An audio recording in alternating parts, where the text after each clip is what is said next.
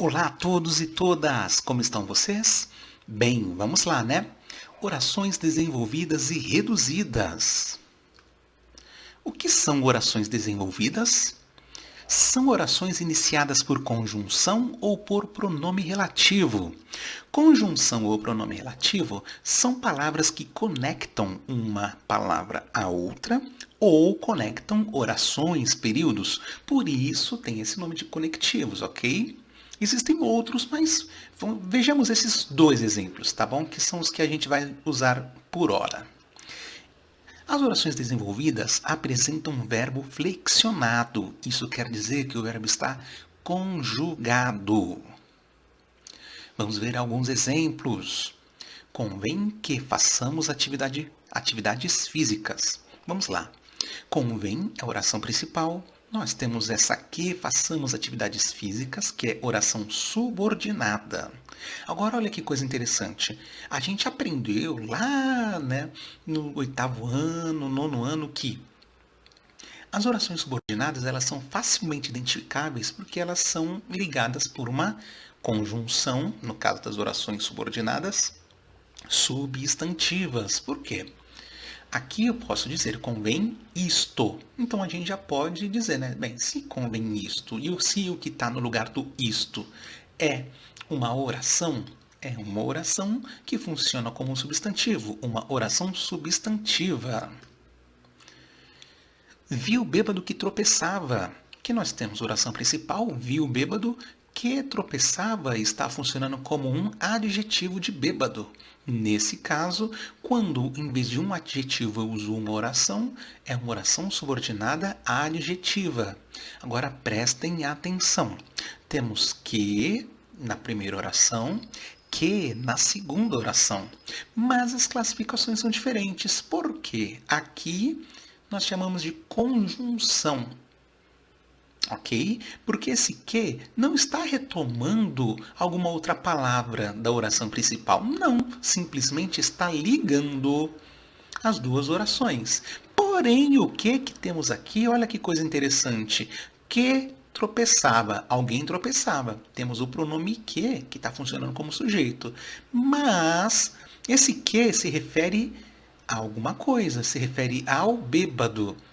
Então, para não dizer viu o bêbado e o bêbado tropeçava, essa palavra que funciona substituindo o nome bêbado. E como se chama a palavra que funciona substituindo o nome? Exatamente pronome. Então, por isso que nós chamamos, né, essa palavra aqui, dentro deste contexto, de pronome, porque está retomando algo que foi dito antes. Pronome relativo é um pronome que conecta essas duas orações, ok?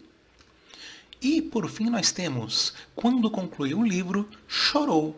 Esse quando não está, por exemplo, funcionando como o quê? Não é um pronome, tá bom? Porque não se refere a uma outra coisa dessa palavra. Não.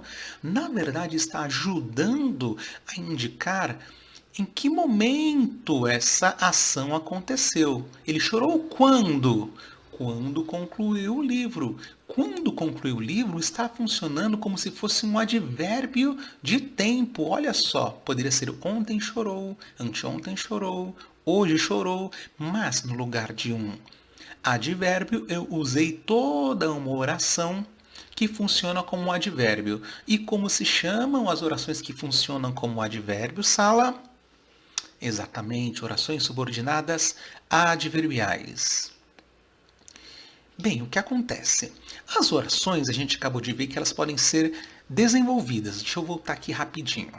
Elas são desenvolvidas porque tem uma conjunção e tem um verbo que indica, né, o modo e o tempo em que essa ação acontece. Então, o tempo e o modo verbal já estão indicados pelo verbo e há também, né, o uso de uma conjunção para ligar. Então, por isso que nós dizemos que elas estão desenvolvidas, porque tem ligação e tem uma explicação dentro do próprio verbo do modo e de quem pratica a ação, né? E do tempo, claro, ok? Agora, olha só que interessante. Nós, número, Façamos é o presente, ou seja, o tempo, e subjuntivo. Tropeçava é ele, o bêbado, no presente do indicativo. Concluiu é o quê?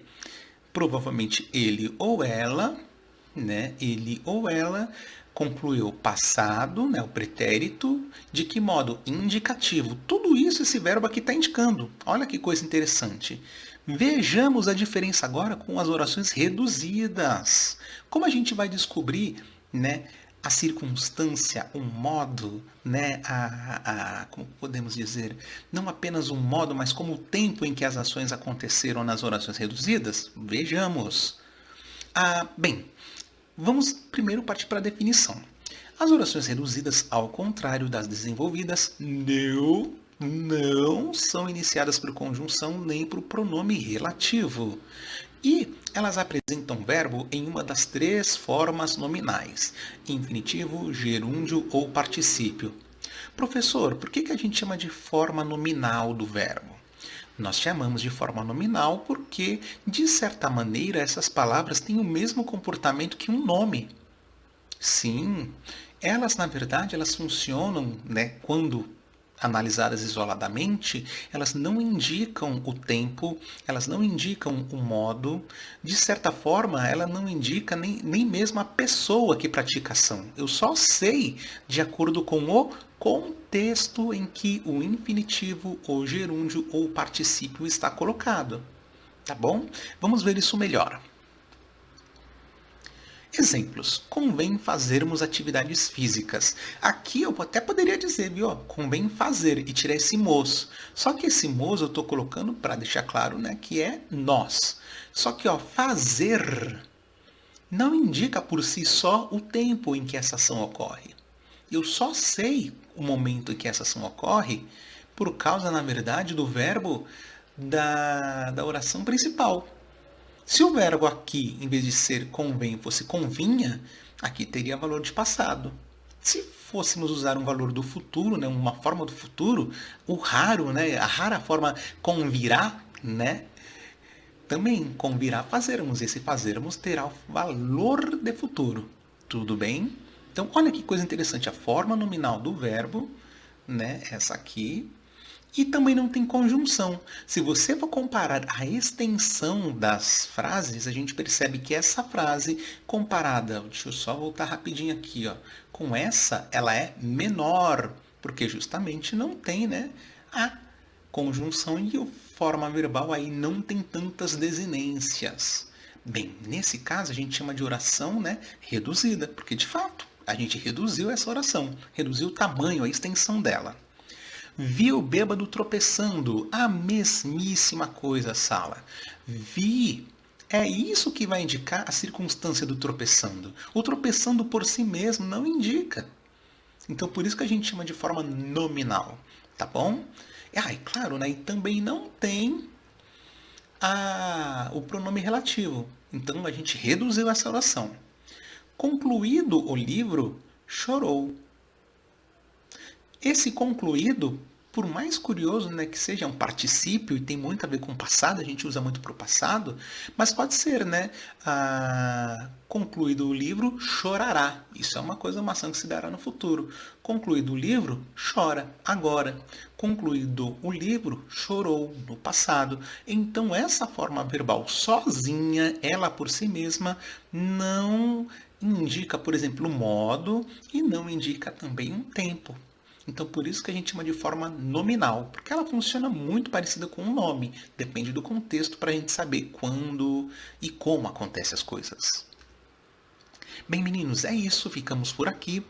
Foi um prazer, né, ensinar isso para vocês. Espero que todos tirem suas dúvidas. Caso ainda sobrem dúvidas, entre em contato com o professor. Será um prazer ajudar você, querido. Bem, fiquem com Deus. Muito obrigado e até a próxima.